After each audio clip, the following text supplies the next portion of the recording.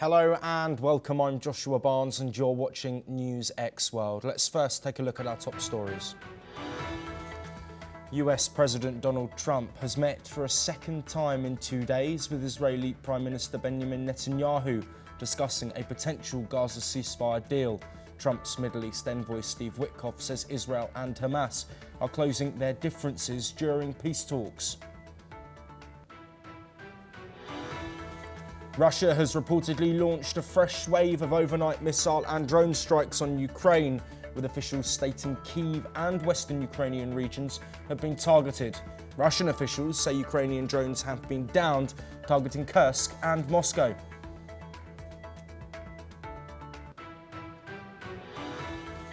Meanwhile, US President Donald Trump has criticised the Russian president, stating he is not happy with Putin, or stating he was considering steep Russian sanctions. The US leader also said he'd approved the sending of defensive weapons to Ukraine. Meanwhile, US President Donald Trump announces that the US will impose a new 50% copper tariff with a pharmaceutical levy that may reach 200%. Trump says BRICS nations are also getting a 10% tariff pretty soon, while the president praises ongoing dialogue with China. Texas Governor Greg Abbott says that authorities are searching for more than 180 people who are unaccounted for, 4 days after devastating deadly flash flooding. The death toll has now risen to at least 110. 2 people have been killed after a series of earthquakes struck the south of Guatemala. Evacuations have taken place with damage to buildings as authorities urge caution, with emergency crews dispatched in the Central American country.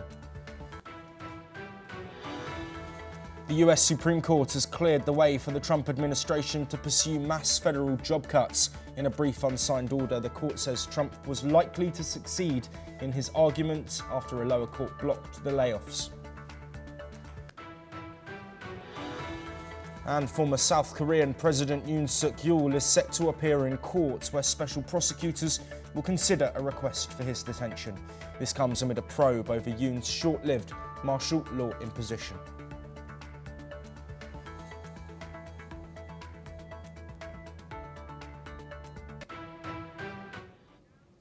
We start in North America. Israeli Prime Minister Benjamin Netanyahu says he remains determined to eliminate both the military and governmental capabilities of Hamas. This comes after meeting US President Donald Trump at the White House. Netanyahu said they focused on securing the release of hostages still held in Gaza.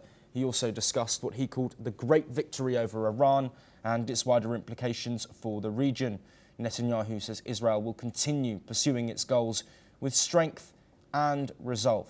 Well, joining us to discuss these comments that have come after 2 separate days of meetings between Benjamin Netanyahu and Donald Trump, Rabinder Sachdev, a foreign affairs expert, joining us from New Delhi. Rabinder, as always, thank you for joining us.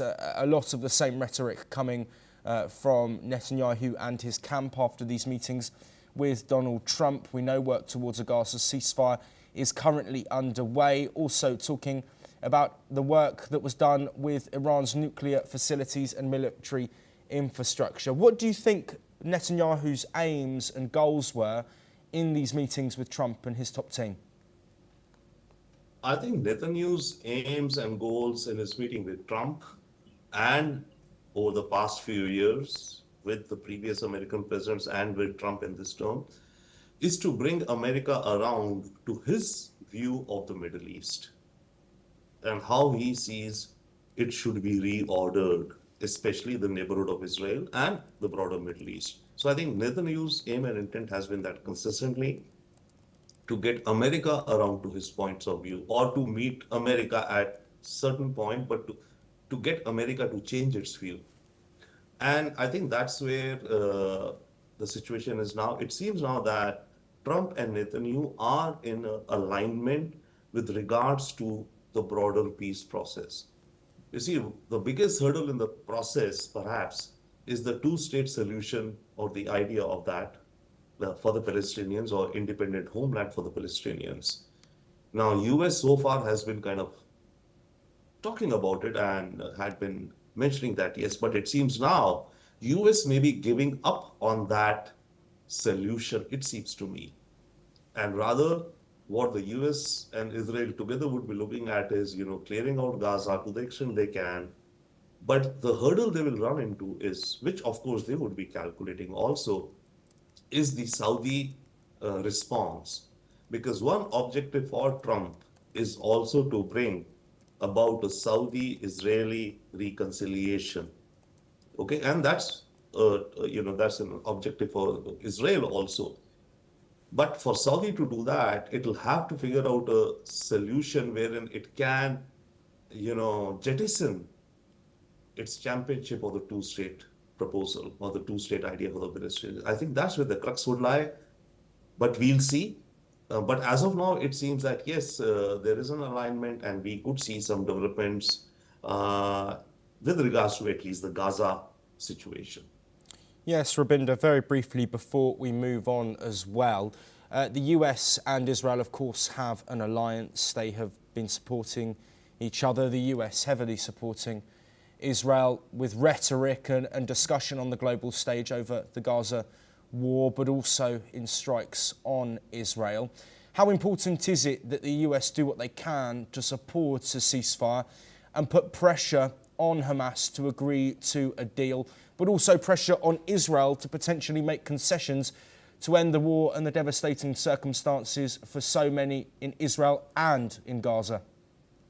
No, you're so right, sir, on that. I mean, absolutely. I think it's extremely imperative. And what we are seeing in Gaza is a human tragedy of the kinds I don't think we could have imagined or seen in the last over 100 years. It's a landmass of 20 kilometers by 20 kilometers, a mere that, 2 million people in that, being bombarded day in and day out. No distinction being made anywhere. So what Israel is doing is absolutely, to my mind, a ruthless and a war crime. That's my personal opinion. But apart from that, yes, it is imperative on issues of morality, humaneness, for America to exert pressure on Israel. But it seems America is rather more going along with Israel. Yes, America is at least providing, some restraint or pushing for some restraint by Israel. But, there's a saying that, the tail wags the dog. So that's what kind of thing has been happening. And it is absolutely imperative that the killings stop. The killings stop. That should be the first thing. Hopefully, in the coming days, that could happen in Gaza.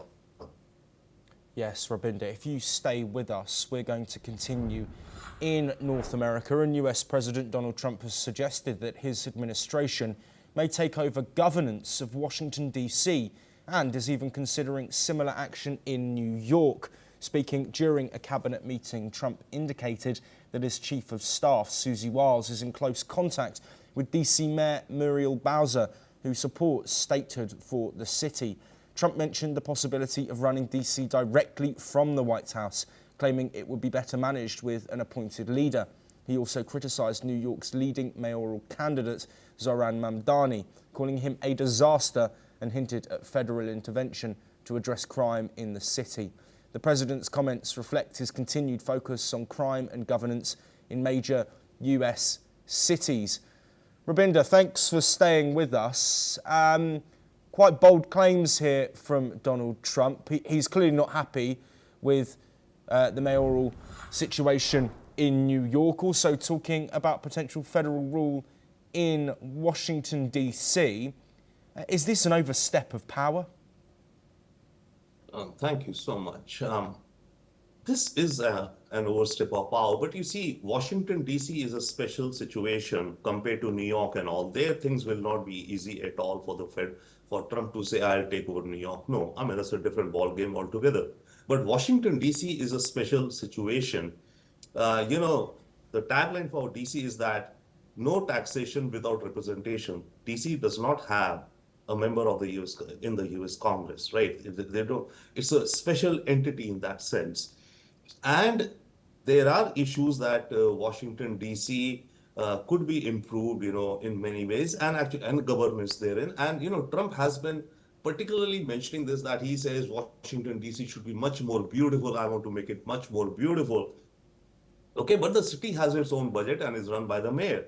But yes, there could be some ways in which Trump can muscle in his administration into playing a more active role in the Washington D.C. budgets, for example, right? So Trump could, I mean, the U.S. administration could do something there with regards to Washington D.C. Though I would think that the if not the mayor, the other elected local council members of Washington, D.C., or the people of Washington, D.C. may not want that. Or, I mean, that's open. Some may want, but that could be seen. There are always two opinions to an issue. But in Washington, D.C., yes, Trump could, intervene to some extent, but not in New York. In New York, what they can do is, yeah, federal agents can go into the New York City and make arrests or something like that, like, immigration agents are doing across the U.S. But the federal government cannot have any role whatsoever in administering New York. So that's sky talk, I would say. But in Washington, D.C., yes, the U.S. federal government could have or create a role for itself.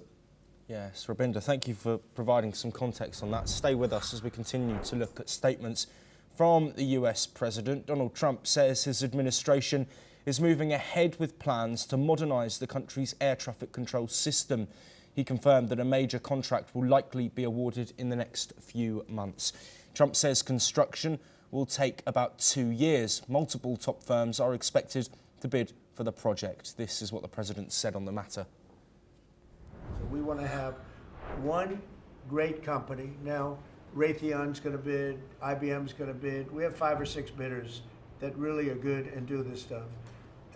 And we want one, I tell, because I know about overruns, I look at the railroad out in California, headed up by one of the worst governors in our country, who I used to get along with actually, but he's just, when you lose 25,000 houses and you would have had your cities burned down. If we didn't step in, Los Angeles would have been burned to the ground. But you look at that, and I said, I really know how to build, and you got to have one guy, one contractor, one great one, whether it's IBM or Raytheon is good, but you have 4 or 5 that are really, really great, and they're all bidding against you.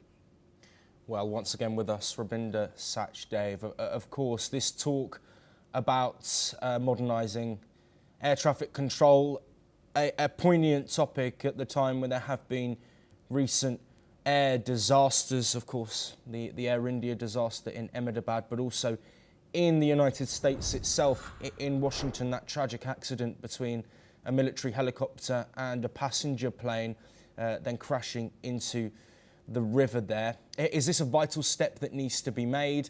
And is this important not just for modernisation, but also for civilian safety?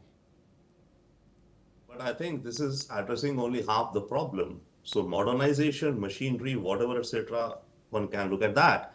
But in the US right now, there's a shortage of air traffic controllers, right? The guys who are, monitoring and, guiding the aircrafts at the airports and related. So that is also a part of the problem that the US is facing. Even the accident over the Potomac River with a helicopter and an aircraft was partially attributed, if I'm not mistaken, to the fact that the controllers were working overtime, right? So, I mean, there are time limits to which the controllers could work, or they were handling more than one person could be handling. So ATC controllers is one thing, a shortage and a challenge out there. But back to modernization, yes, it has to be modernized. Now, what Trump is signaling is I think a classical conservative free markets perspective in that sense, right? Wherein the idea is that the government should play a minimum role, it should be the private sector which should play a role. So in a sense, it could be looked at in that manner. But then, I would think that something like air traffic control and all should be rather a public good or be, governed or administered by the government. That's my personal opinion, rather than a private entity, the entire, airspace over the country in terms of the aircraft movements. The other thing is obviously going forward, then there will be, and it's supposed to be a single company. Now, so how do you select a company? Obviously, there'll be a tender process, RFP and all of that. But in any market, if we are going from the perspective of free market, any market should not have just one monopoly. Then maybe there should be two or three such ATC companies created, which could, which could operate. For all even a large single company, something or the other may happen. The company may go bankrupt, some scandal may hit the company or whatever. So if that company goes under or its management is totally, absent due to whatsoever reason, then what happens? You're left with the headless ATC. So that's my few take, but let us see how it goes. Yes, large questions around the current infrastructure with air traffic control. We will, of course, keep an eye on those developments. We stay with United States President Donald Trump, who has waved away lingering questions about accused sex trafficker Jeffrey Epstein after the release of a law enforcement memo about the case. The Justice Department's memo on Epstein had concluded that after reviewing more than 300 gigabytes worth of data, there was no incriminating client list, nor was there any evidence that Epstein may have blackmailed prominent people. The memo also confirmed prior findings by the FBI, which concluded that Epstein died by suicide in his jail cell while awaiting trial, and not as a result of a criminal act such as murder.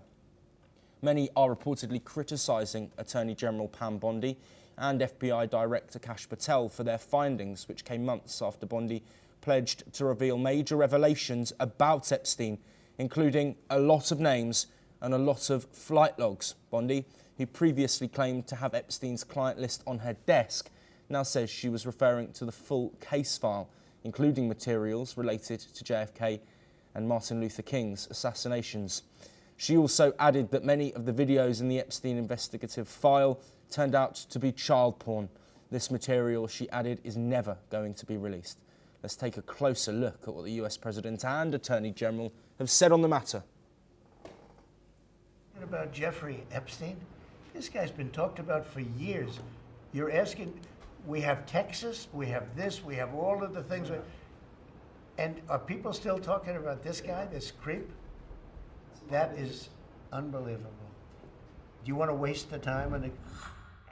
To him being an agent, I have no knowledge about that. We can get back to you on that.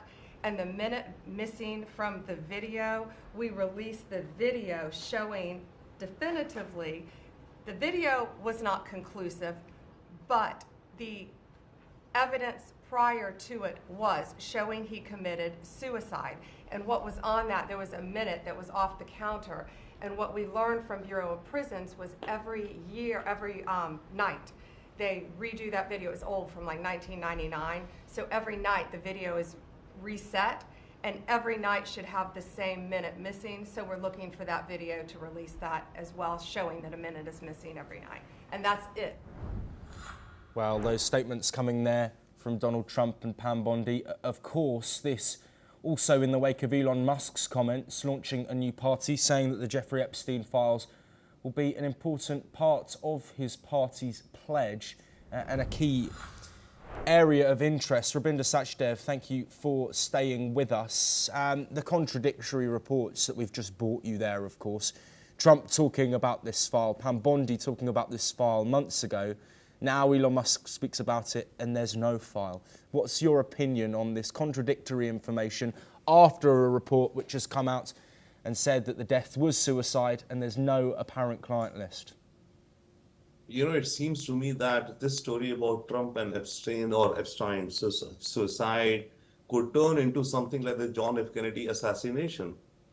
Conspiracy theories, this and that, but nothing conclusive came out.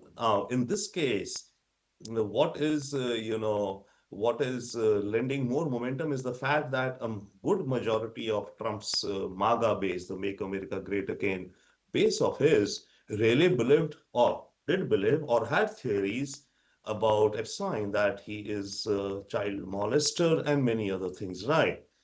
And Trump himself was promising in his campaign that all information would be made public. But what complicated matters was that it's reported or said that Trump and Epstein were good friends. In fact, Epstein is reported to have said once that Trump thinks I'm his best friend.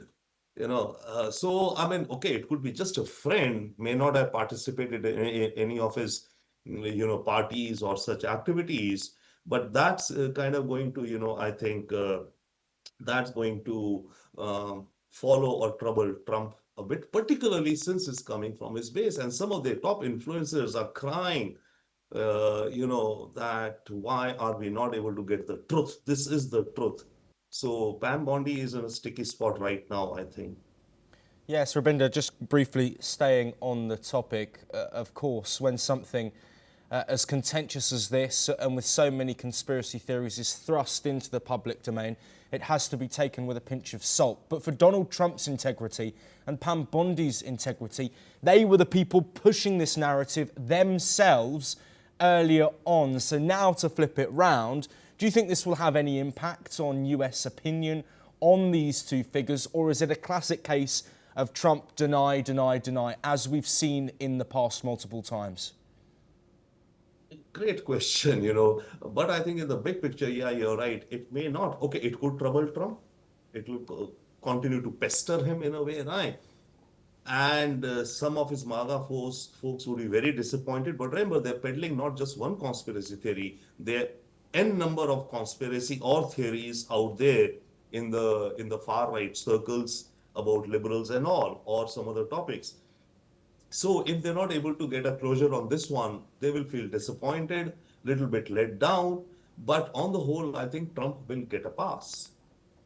Rabinder Sachdev, thank you ever so much for joining us on the programme today. Let's now take a focus on trade relations. Brussels says it's ready to sign a temporary framework deal with the US on trade tariffs. The agreement sets President Trump's proposed reciprocal tariff rate at 10% while negotiations continue.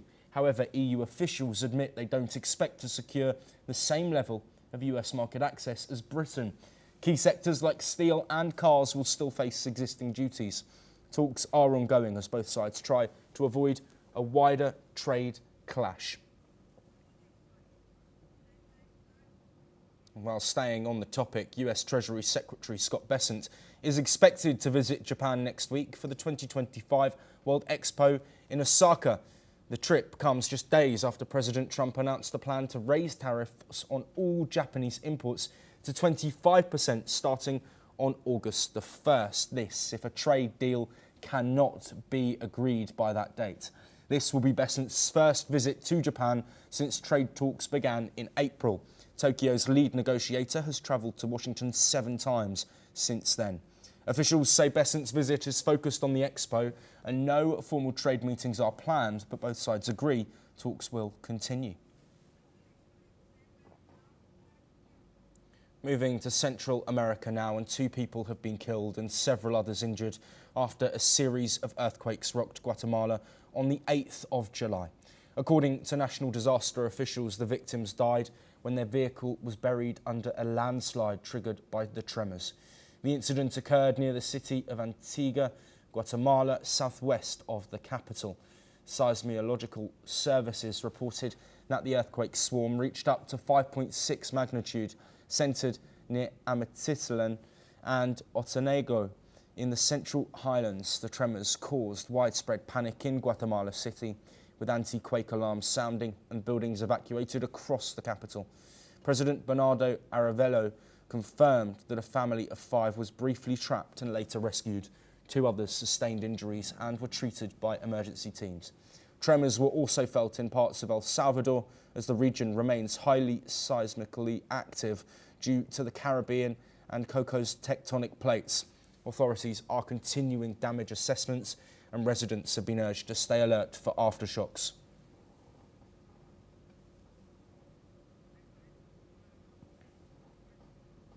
Let's head over now to the Middle East, and the Israeli military says it has killed a senior Hezbollah commander in a drone strike in southern Lebanon. The target, Hussein Ali Muzhir, was responsible for Hezbollah's rocket firepower in the Zahrani area. The IDF says Muzhir helped plan attacks on Israel and attempted to rebuild Hezbollah's artillery units. Israel calls his actions a clear violation of past agreements.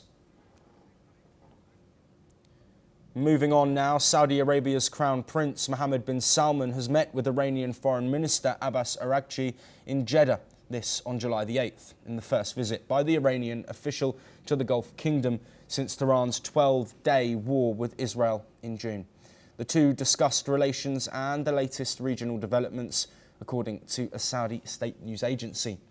Iranian Foreign Ministry spokesperson Esmail Baghai also said in a post on X that Araghchi had fruitful conversations with Foreign Minister Faisal bin Farhan Al Saud and Defence Minister Khalid bin Salman.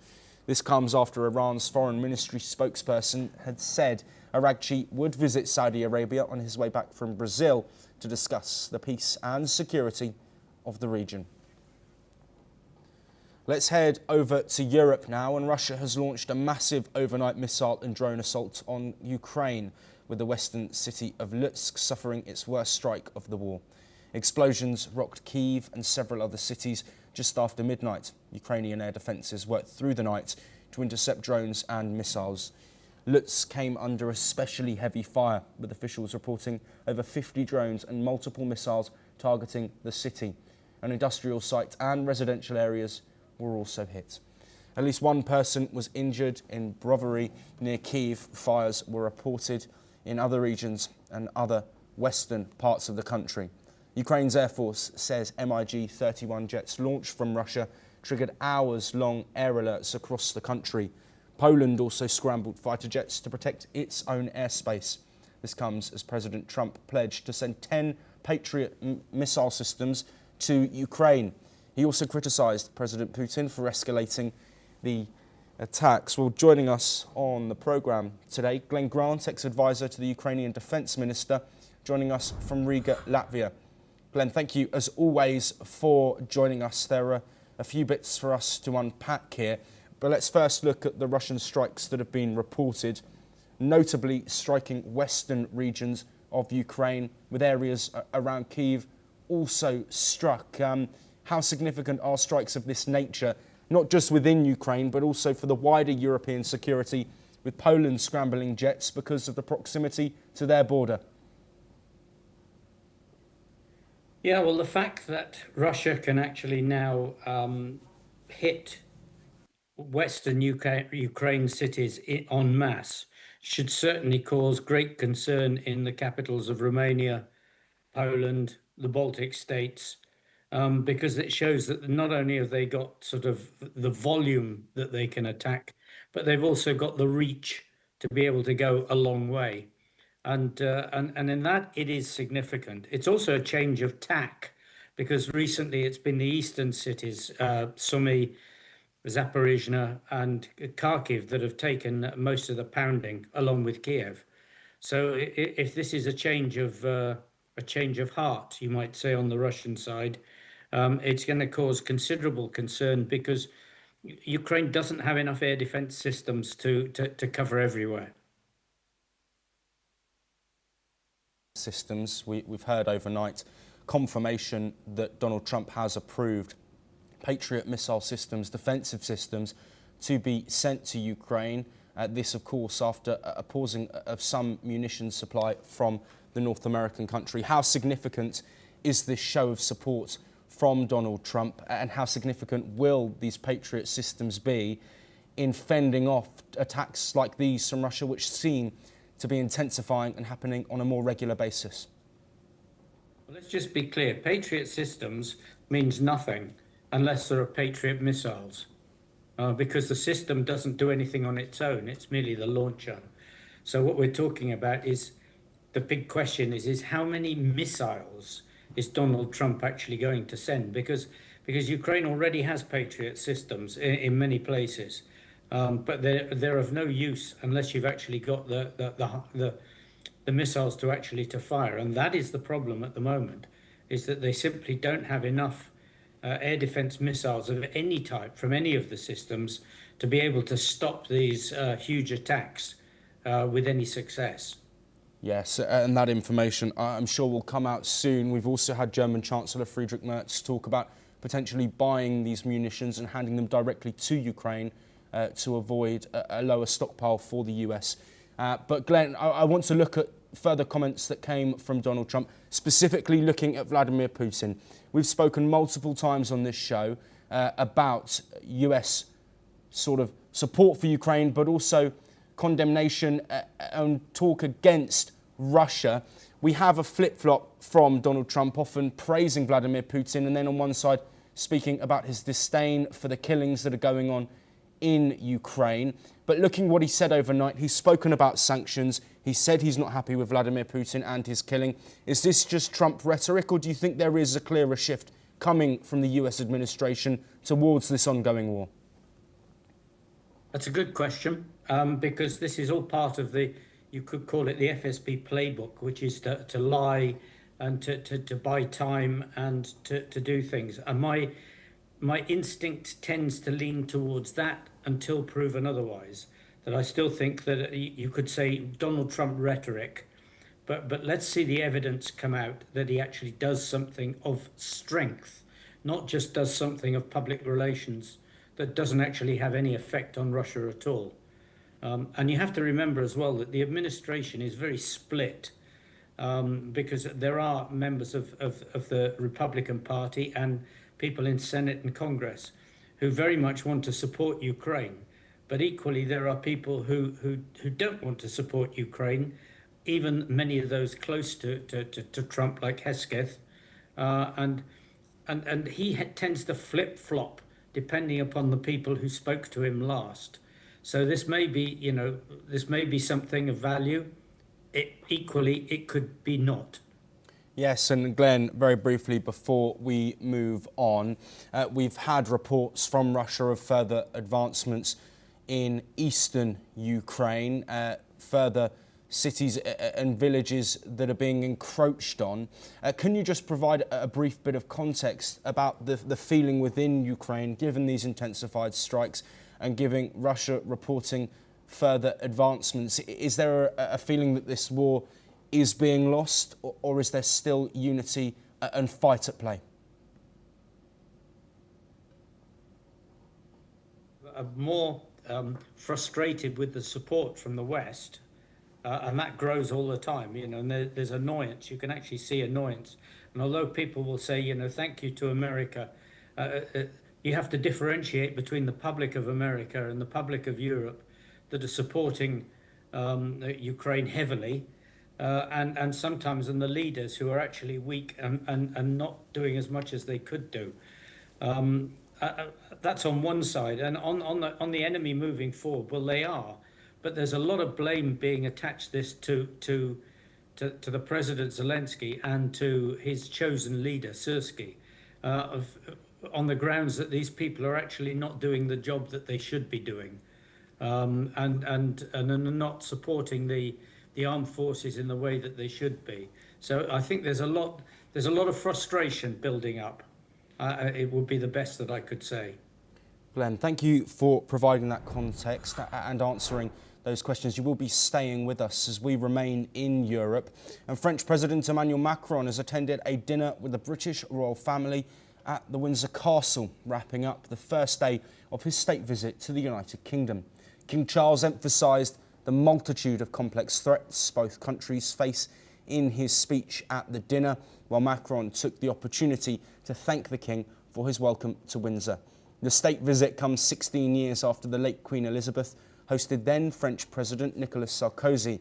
Earlier in the day, French President was greeted by the royal family, including heir to the throne, Prince William, and his wife, Princess Catherine, before they travelled in horse-drawn carriages for a procession in Windsor.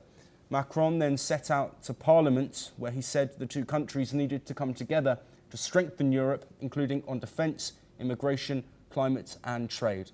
In an address to the British Parliament, he also said that Britain and France must work together to protect the international order. He also spoke of a need for Britain and France to reduce risks posed by relying too much on the United States and China for trade. Let's have a listen to the French President. The United Kingdom and France must once again show the world that our alliance can make all the difference. Clearly, we have to work together in order to defend an efficient multilateralism and to protect the international order as we forged it after the Second World War.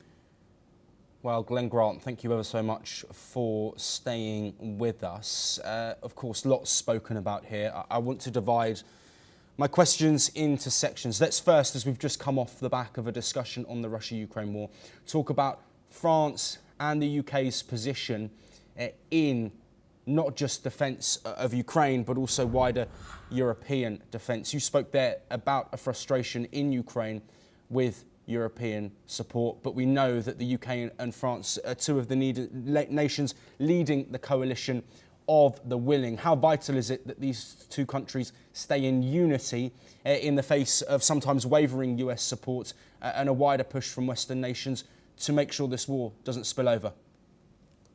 Oh, I think it's absolutely vital because you know there is no European support without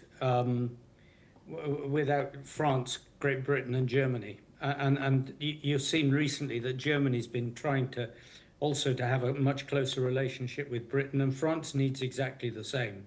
And I suspect that the French move comes off the back of the German move, that they're trying to create something that is more collectively strong than the rather weak European response that they're seeing at the moment. So bilaterally and as a collective group, they need this if they're actually going to show strong support for Ukraine, and actually maybe to do things outside of the European Union grouping, because of course with the European Union you've also got the problem of Hungary and Slovakia at the moment. So yes, this is vital. Yes, and Glenn, I want to move next to trade. Of course, US tariffs and a new deadline of August the 1st having impacts on countries, including the EU bloc, who are yet to agree a deal. Obviously, the UK, through Brexit, were able to make their own trade deal with the United States. But given the instability in an ongoing trade war, how important is UK-EU alignment on issues like trade as the world economy looks set for a potential turbulent time with Trump's new announcements?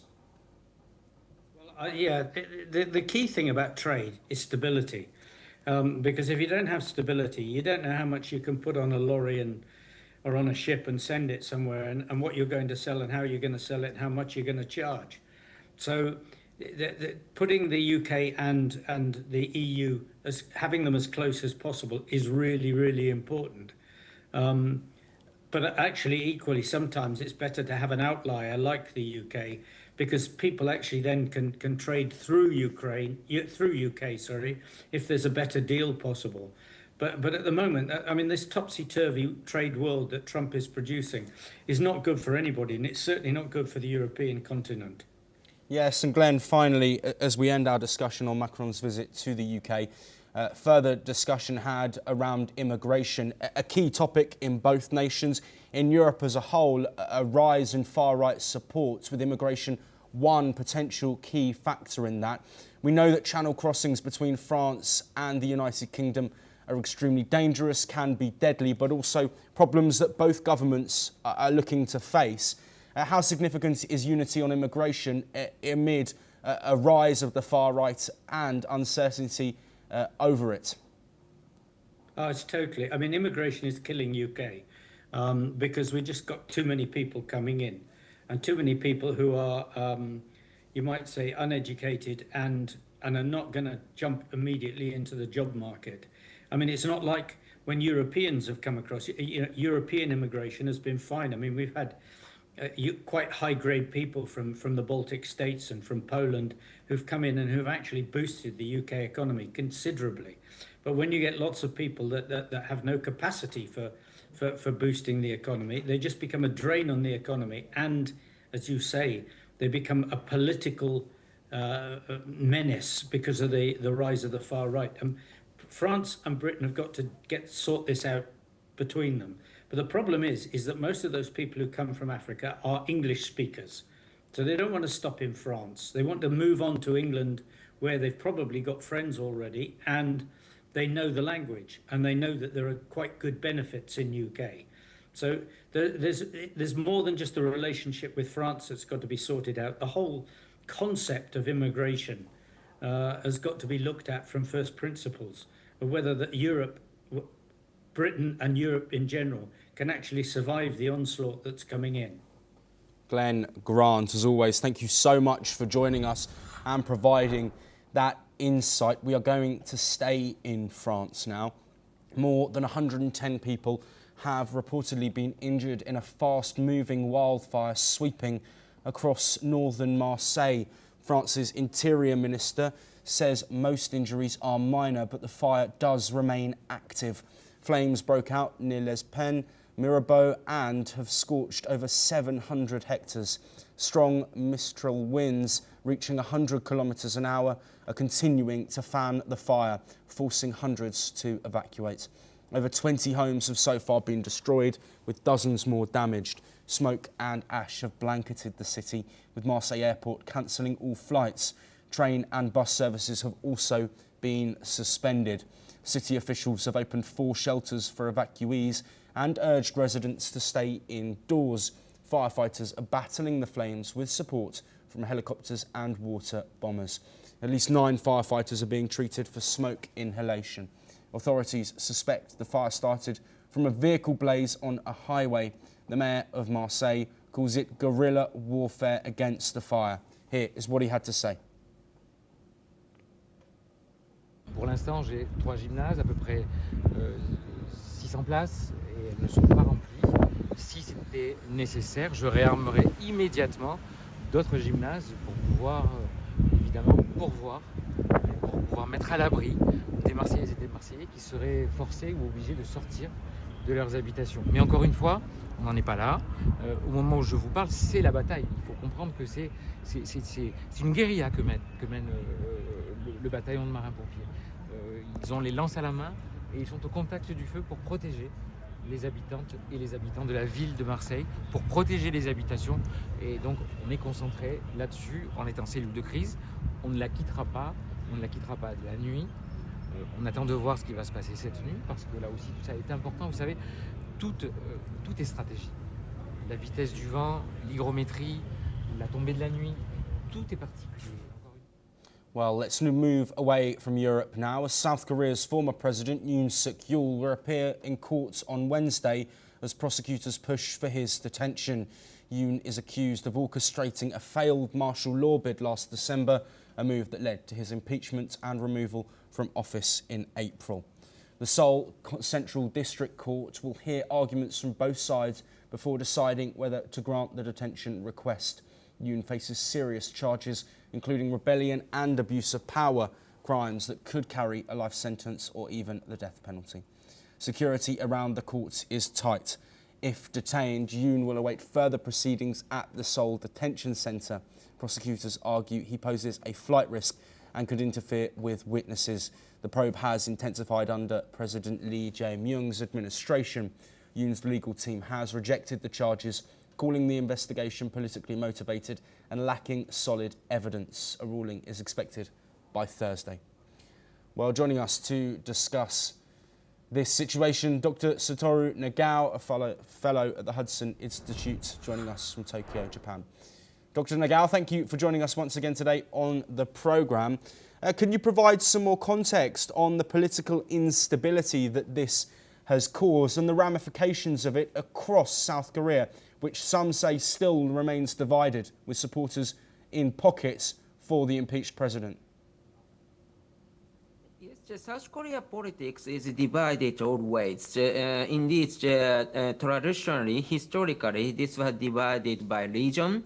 And in the past, this divided region formed independent country. So 2 independent countries were there.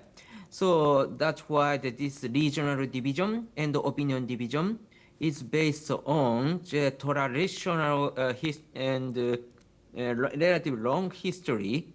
So that's why the current government supporter and former government supporter indeed originally divided.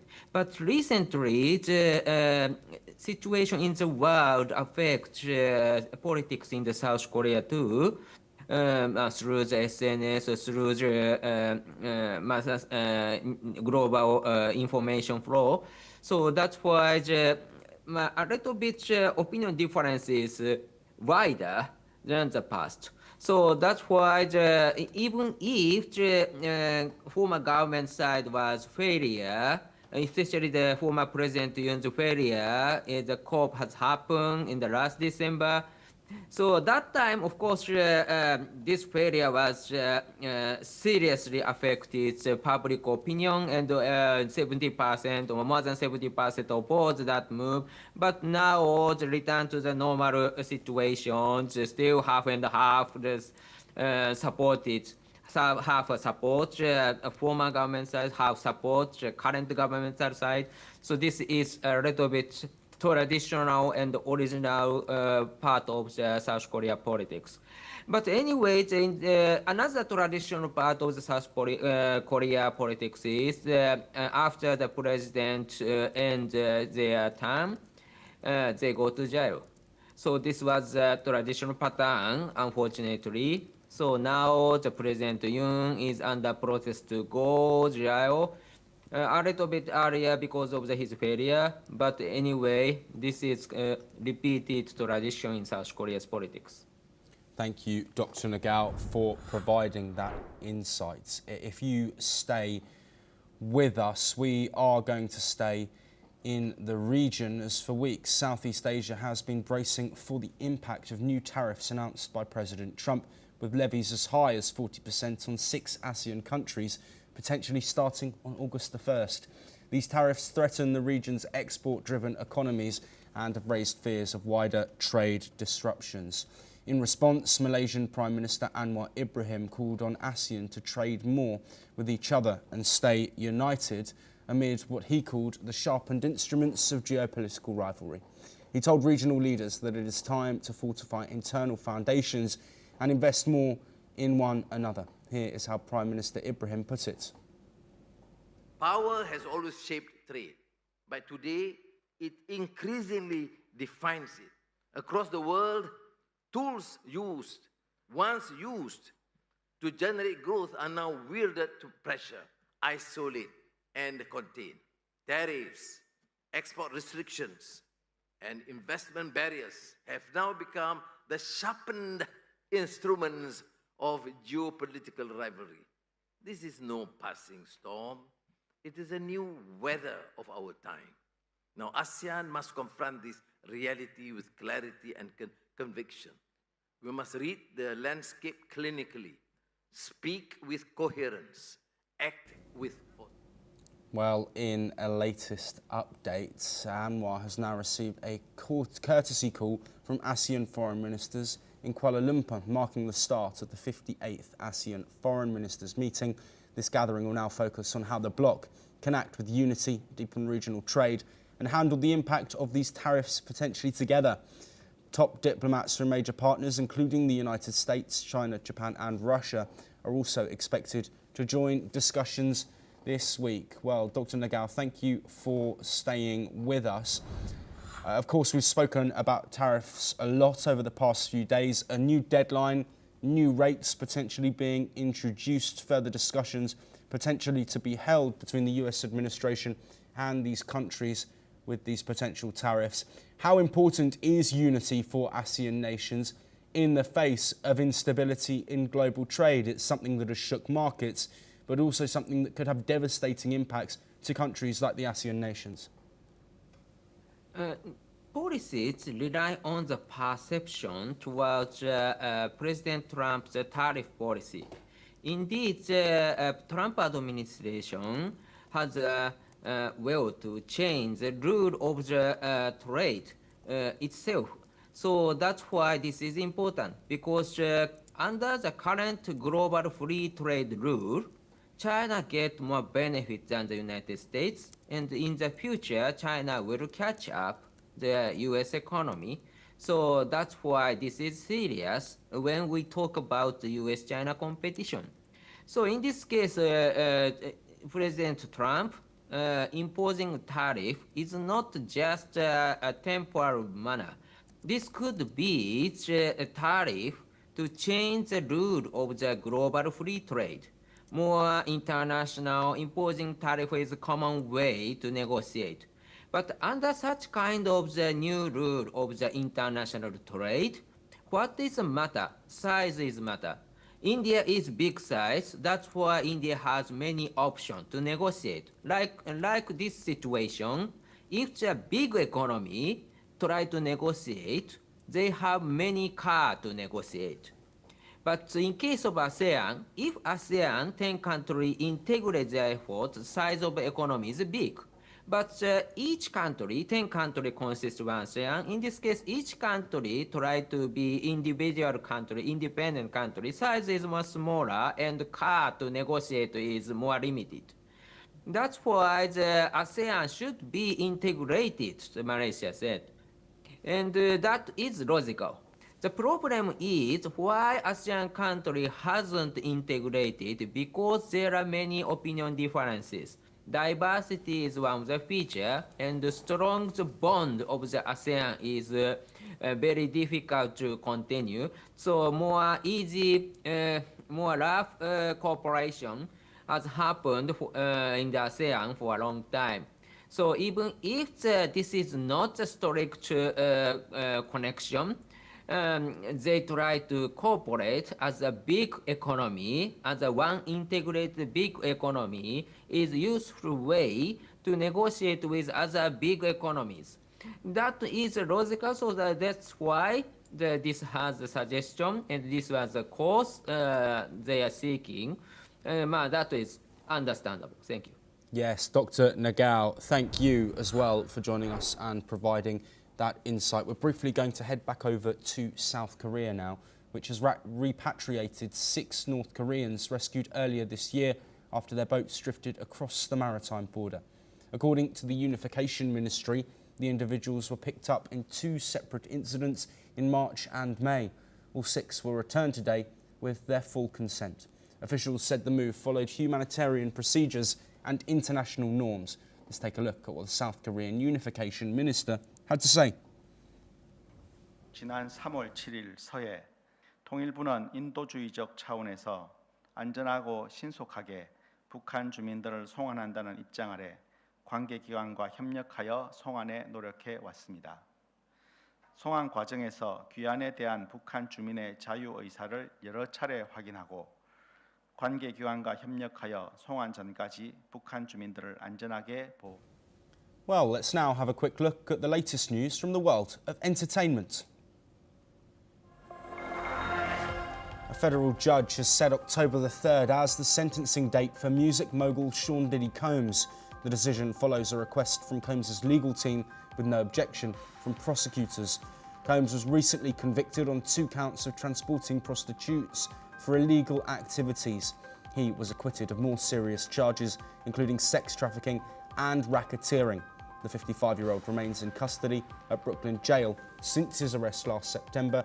He faces up to 5 years in prison under federal guidelines, though his defence team argue for a shorter sentence. The highly anticipated sequel to The Devils Wear Prada is adding a star-studded cast to the mix, joining Meryl Streep, Anne Hathaway and Emily Blunt, Lucy Liu, Justin Theroux, BJ Novak, Pauline Chalamet, and Broadway stars Helen J. Shen and Conrad Ricamora. As Mandy Priestley faces new challenges in a changing fashion world, the stakes have never been higher. The film, backed by Disney's 20th Century Studios, is set to hit theatres on May the 1st, 2026, with David Frankel returning to direct. Brent Comer, known for his Broadway role in The Outsiders, will make his on-screen debut in Netflix's World War II drama The Mosquito Bowl, directed by Peter Berg. Based on Buzz Bissinger's bestseller, the film follows US Marines playing football on Christmas Eve, 1944. Comer joins a cast including Nicholas Galitzine and Bill Skarsgård. Filming begins in August in Australia. At the Karlovy Vary Film Festival, Eastern Promises section, Battalion Records by Netafin Bitutoran won the Eurimages Co-Production Developments Award. The film creators on young artists staging a cultural revolt in Romania. In Bacau by Yelizaveta Smith earned a special award for Ukraine, praised for its poignant tale of memory and return. IVE's Eugene has shared a heartfelt goodbye to Earth Arcade 3, expressing deep gratitude for her time on the show. In a statement via Starship Entertainment, she thanked the cast, crew and fans for their support. As she returns to group activities, Eugene also teased her upcoming stage at Lollapalooza Berlin on July the 12th. NCT Dream embarks on a time travel adventure in the sci-fi themed music video for BTTF, the pre-release track from their upcoming 5th full album, Go Back to the Future, released on July the 9th. The video shows the members journeying from the future to the past, blending nostalgia with futuristic flair. The full album drops on July the 14th, promising more tracks and visuals for fans worldwide. Well, that's all we have time for, but we will continue to bring you more of the latest breaking news from across the world. Thank you.